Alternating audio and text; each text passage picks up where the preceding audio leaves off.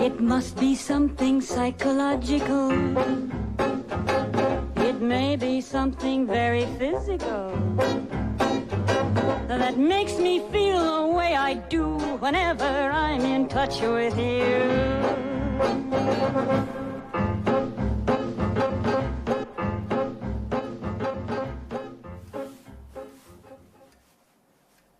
Hee-hee! Come on, lass. No need to be down.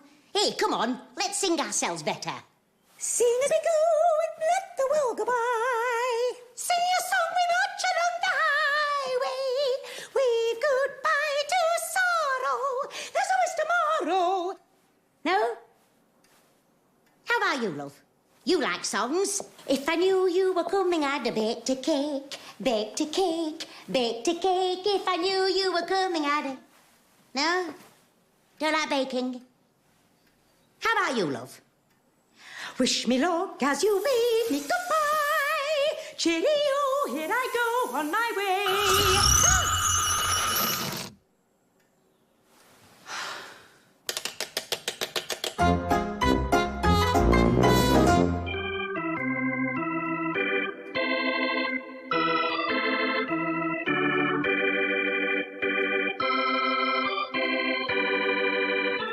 Please, take a seat.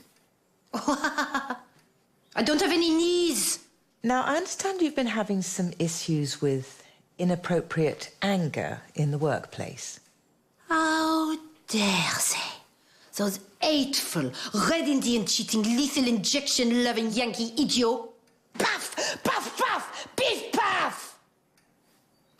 So you're completely happy with your choice of work? Listen, in my line, you don't get to choose anything. You're just dumped right down and expected to get on with it.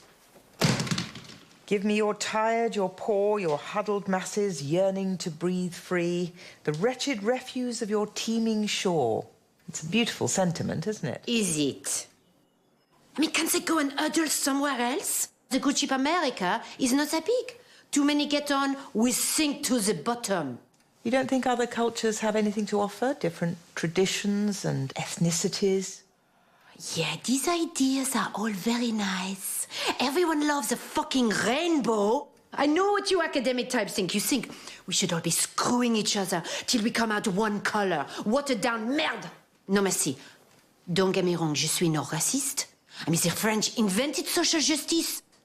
Let us not waste it on a load of rice pickers and camel jockey, huh? I don't know why people can't just stay where they are. The lower culture in their country and the higher one in France and part of Canada. You have terrible clothes. Terrible. Hildegard, I know you've had issues with low moods and depression.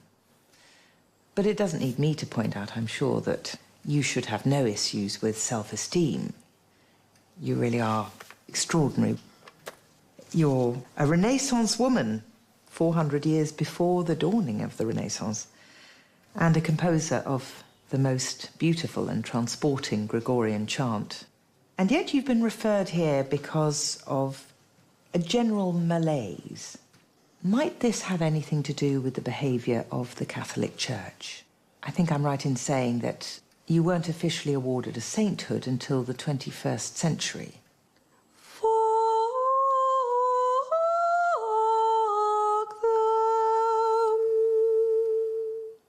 I'm sorry?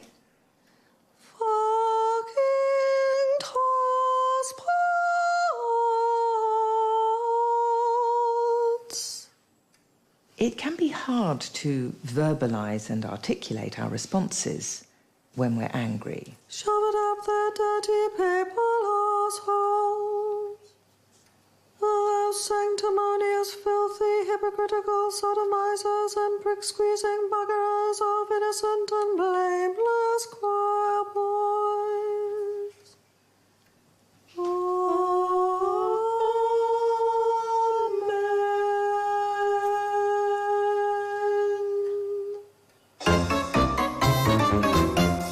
What's the most important thing life has taught you so far? If I knew you were coming, I'd have made you pull out. being a nun really sucks when you're horny.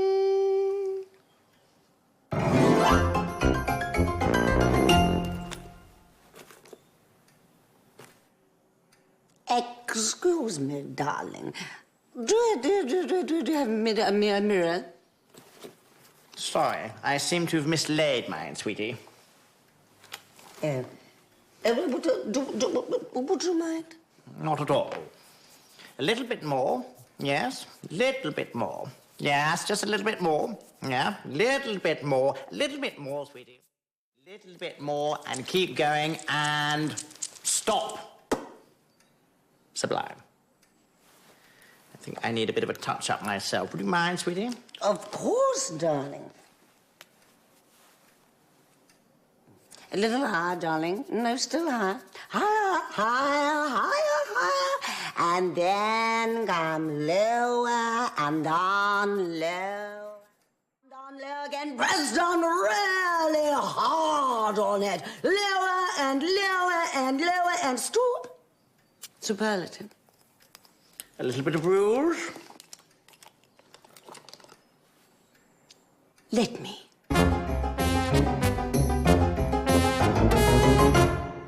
Last night, I dreamt I went to therapy again, still seeking treatment for my tendency to find romance and drama in every situation. Everything before me was as it always had been. The lamp by the door, the coffee table with the steel legs, the cushion on the sofa with a triangular stain that looked like dried semen. And then, like all dreamers, I found I was possessed of supernatural powers, and I passed like a spirit through the room. And there she was, the housekeeper, the fearful housekeeper. Why so disapproving? What have I done? Why do you hate me? What have I done to deserve you hating me so? Why? I need to get on with vacuuming, love, so I need you to get off me, Henry.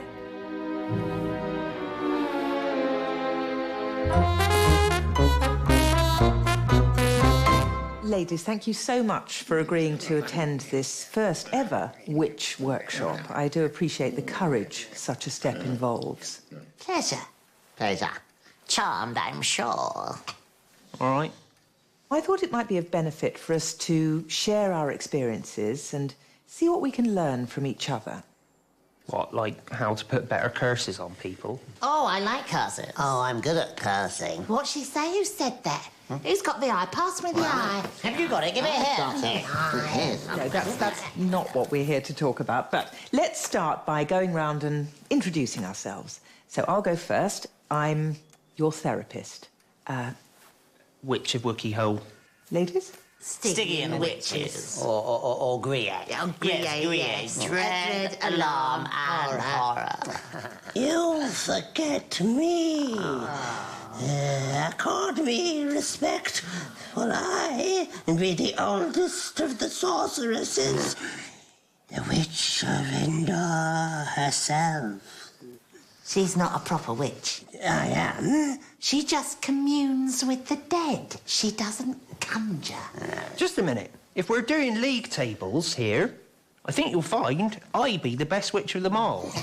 It's definitely not her. Bloody is.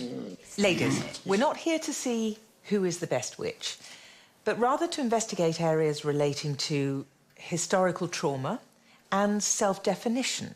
What if we replace the word witch with gifted woman? Oh, gifted woman. Wait! Something's coming through. I'm getting one of me portents. An omen. The wise old witch of Wookie Cave. She'll win for sure, she's odds-on fave. She's the witch we love to love. The best of all, says God above. Never. It's God. I be the witch with divine endorsement. For the prophet Samuel himself. Don't understand a bloody word you're saying, love. Just noise. It's just your mouth moving and noise coming out. Bloody sing for you in the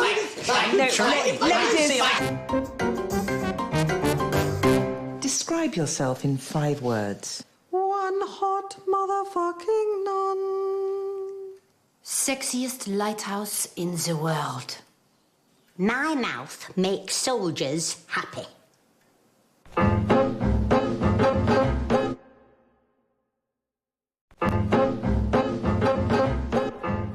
And how are things progressing for you at home since our last session, Hera? Oh, yeah, fine. Really? Because last time we spoke, it sounded as though there was quite a lot of work to be done. Oh, well, you know, I didn't marry a saint. I married a god. You had suspicions about him and another woman. Oh, yeah. Oh, but that's all cool now. Talk about cool. Well, look, all right. He might have, you know, dangled me upside down from a cloud for a little while or whatever, but... He was physically violent towards you? Yeah, but only for a couple of weeks or so. Oh, he's a big pussycat, really. I'm sensing a lot of denial. Now, how many affairs has he had in the past that you know of? Like 5 or 6. Right. 100. Maybe more. He's probably out with that Lamia slut right now. This is not something I would normally say, but I really think you should consider leaving him. What? From everything you've told me, your husband is an aggressive, hypocritical sociopath. He is, I suppose. But you know, I can be as bad. I mean, I can be well catty and a right. No, you're not. It's important that we talk openly in this safe environment so that we can help you to see his unreasonable behaviour for what it is. You know what? You're right. Excellent. Are you going? I'm going to turn that whore bitch Lamia into a snake monster. Then I'm going to slay their illegitimate kids in front of her. Then I'm going to cut off her eyelids so she has to see their deaths over and over again and forever and ever. Positive action. No, that's not what I meant at all. Oh, thanks, Doctor. You are a diamond. See ya. Hera, no, Hera. Shirley, when someone has great success at an unusually young age, and that success is not repeated for whatever reason, it can be challenging to let go of that moment in time. And it behoves us sometimes to take a good look in the mirror and see who we actually are and not who we think we are. When I'm grown up, in a year or 2 or 3, I'll be happy as can be, like a birdie in a tree. When I grow up, there's a lot I want to do. Shirley, I would encourage you not to cling on to the past.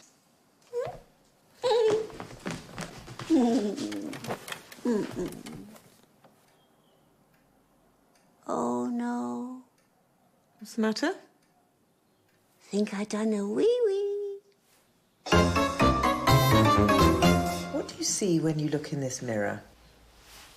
A melted clown. Sorry, I thought I saw something. It's nothing.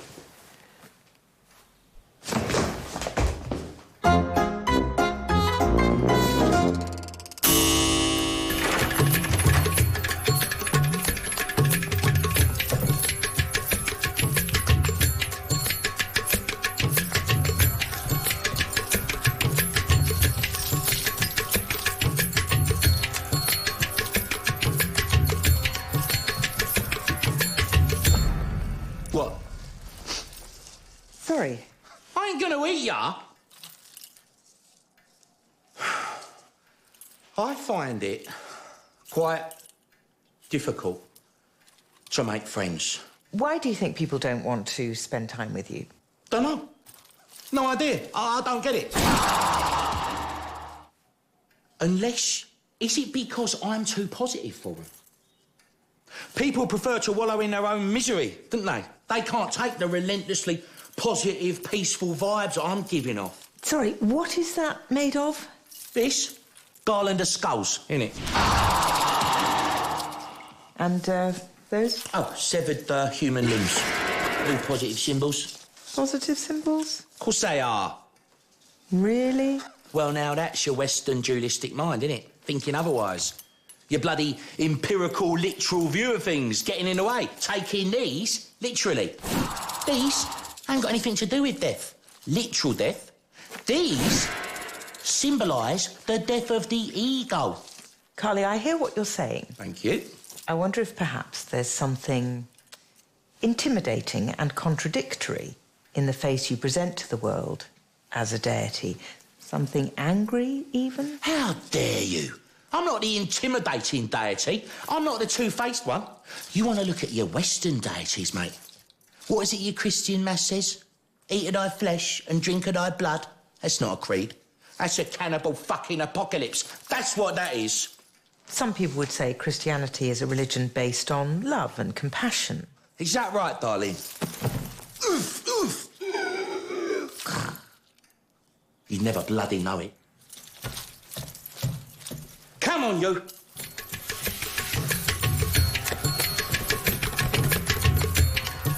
Thanks for nothing.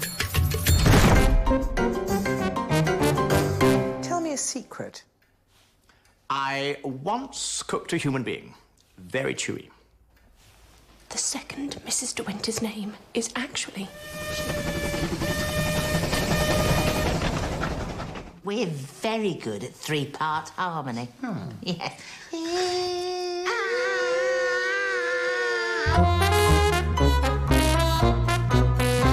I very much enjoyed The Second Sex. I mean, I think it's the supreme work of 20th century feminism. Thank you. I was very struck by your discussion of the pervasive enigma of woman's oppression. I thought that was very insightful and truly inspirational. Thank you very much. So I wondered if you're working on anything new. I'm experimenting with something new. It's a work of fiction. Really? Yeah, it's called The Bridesmaid Goes Shopping. Right. It's about a girl called Charlie who is going for a loan for her flower shop. And on the way to the bank, she stops off for coffee and she starts chatting to this guy who's really cute. Mm-hmm. And she starts slagging off the guy who's going to be giving her the loan. And then when she gets to the bank, she'll be sitting behind the big corporate desk. It's the guy from the coffee shop. Yeah, and you know, she's very embarrassed. She spills her coffee everywhere, so she goes to the bathroom to clean up, and she accidentally tucks her skirt into the back of her knickers, and... I've done that.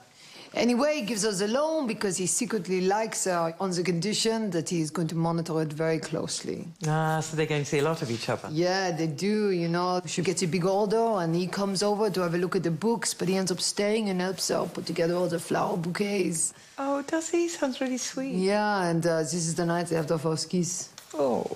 But then he goes home and his horrible fiancée is turned up. She left him, you know, because he wasn't ambitious enough. Oh, bitch. Yeah, and anyway, he left his wallet at Charlie's flower shop, and she comes to give it to him, and she sees them together, and he's just telling her that it's over, and he's showing her the engagement ring for Charlie. But to Charlie, looking through the window, it looks like he's proposing. Oh, my goodness. Yes, in Chick lit is what we call a misunderstanding. Yes, we call it that in psychotherapy, too. Yeah, anyway, he goes to her flower shop, and her best friend is there, who's gay and really speaks her mind, and she says no, she's gone to Australia. The plane leaves in half an hour. How's he going to make it? He gets there just as she's going through the security gates, and he starts shouting, "Charlie, Charlie, I love you." And then, in front of everyone in the whole airport, he gets down on one knee. Yes. Yeah, and this is a bit the Jean-Paul Sartre gave me, but he says, I don't believe in marriage. I think it's a bourgeois construct designed to oppress people. In fact, I'm having an affair. I think you should have one too. So she says, you had me at bourgeois construct. So they don't get married? No, they live separately in different apartments, having an open relationship. What do you think?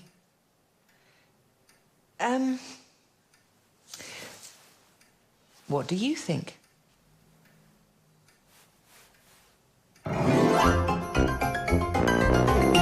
What's your biggest sexual turn-on? A man with a husky voice. Or a man with a husky. Or a man with a voice.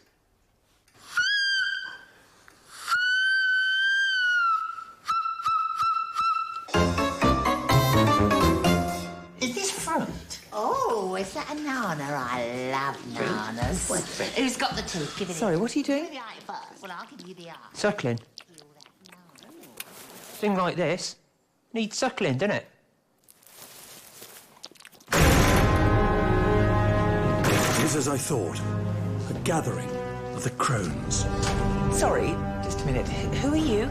My name is Matthew Hopkins, the seeker of the heretic, the witchfinder general himself. I come with my pricking awl to determine who is a witch. She who is pricked and does not bleed is the true witch. Sorry, this is a private group. You have no authority. Now, who is the leader of this group? She is. Yes, her. Is it true? I am the leader of the group, yes. Then I must test you. Oh, come on, that's a fake. That's not a test of anything. Madam, the judgment is pronounced.